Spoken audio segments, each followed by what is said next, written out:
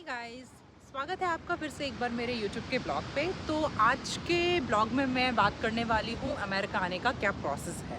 तो आज के वीडियो में मैं आपको डिटेल्स में बताऊंगी कि अमेरिका आने का क्या एक्चुअली प्रोसेस है। वो मैं आपको सरल भाषा में समझाऊंगी, हालांकि आपको समझ में आ जाएगा। बट मैं सबसे पहले बता दूँ गाइस कि अमेरिका आने का पूरा प्रोसेस किसी भी वीज़ा के लिए ऑलमोस्ट सेम है, बस जो क्राइटेरिया है वो थोड़ा डिफरेंट है।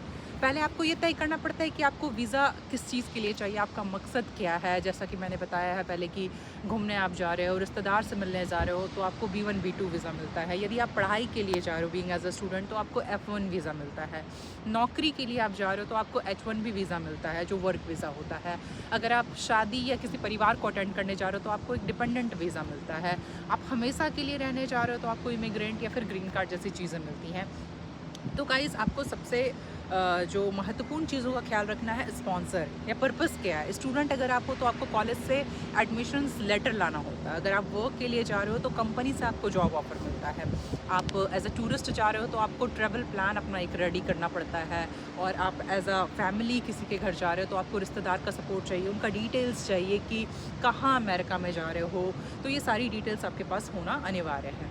अब इसके बाद दूसरा प्रोसेस आता है, वो आता है DS-160 फॉर्म भरने का। इसको आपको online US visa applications form जा करके भरना पड़ता है बेसिकली, और अपनी पर्सनल ट्रैवल और फिनेंशियल डिटेल्स इसमें भरना पड़ता है और सबमिट करके इसको कंफर्मेशन इसको सेव कर देना पड़ता है। फिर आपको जो नेक्स्ट प्रोसेस आता है वो आता है वीज़ा फ़ी भरने का। अलग अलग वीज़ा के लिए अलग अलग फ़ी होती है और पेमेंट रिसीव कंप्लीटली संभाल के रखना होता है गाइस। मेक श्योर कि ये गलती से भी ना भूलें। और देन फिर आपको अपॉइंटमेंट बुक करना पड़ता है, जिसमें कि आपको बायोमेट्रिक्स, फिंगरप्रिंट एंड फ़ोटोज़ वगैरह लिए जाते हैं बायोमेट्रिक प्रोसेस में।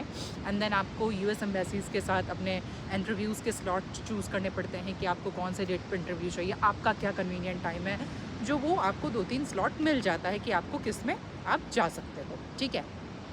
अच्छा, नेक्स्ट प्रोसेस जो है वो आपको डॉक्यूमेंट्स तैयार रखना पड़ता है। डॉक्यूमेंट्स आमतौर पे जो चाहिए होती है वो पहला नंबर है पासपोर्ट, दूसरा है DS-160 का कंफर्मेशन आपके पास होनी चाहिए, appointment letter and then bank statement जिसमें आपके फिनेंशियल सारे प्रॉपर प्रूफ डिटेल्स वगैरह होते हैं। एंड देन आप जॉब या बिजनेस के लिए जा रहे हो तो उसका, या फिर स्टडी के लिए जा रहे हो तो उसका प्रूफ।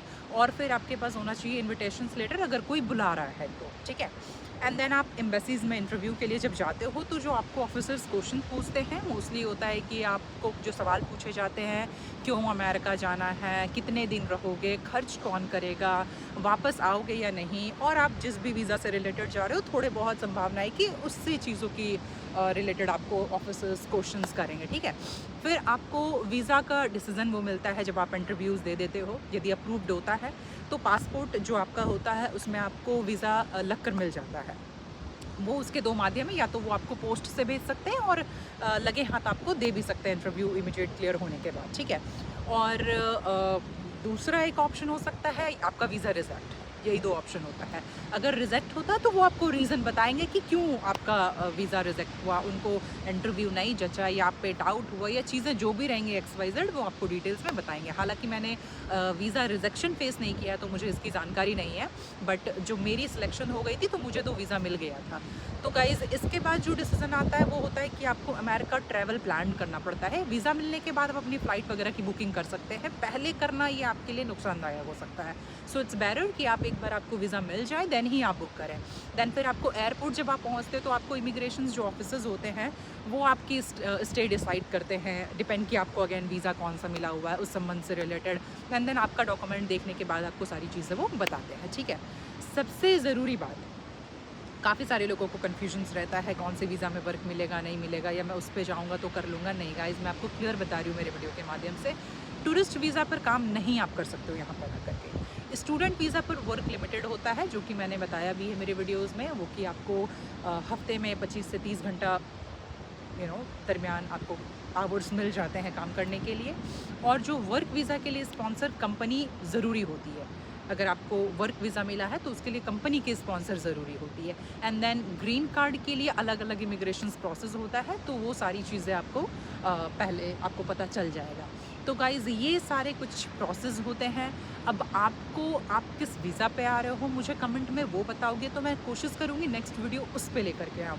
हालाँकि आपको इतनी जानकारी कैसे लगी मुझे कमेंट कर ज़रूर बताइएगा और मैं मेरे एंड से आपको जवाब देने की ज़रूर से कोशिश करूँगी, आपके क्वेश्चंस को आंसर करने की ज़रूर कोशिश करेंगी। आपको वीडियो पसंद आया तो मेरे चैनल को सब्सक्राइब कर लीजिएगा और लाइक कर लीजिएगा। ऐसे ही अमेरिका की अपडेट्स मैं आपके साथ शेयर करती रहूँगी और आप लोगों की मदद करती रहूँगी।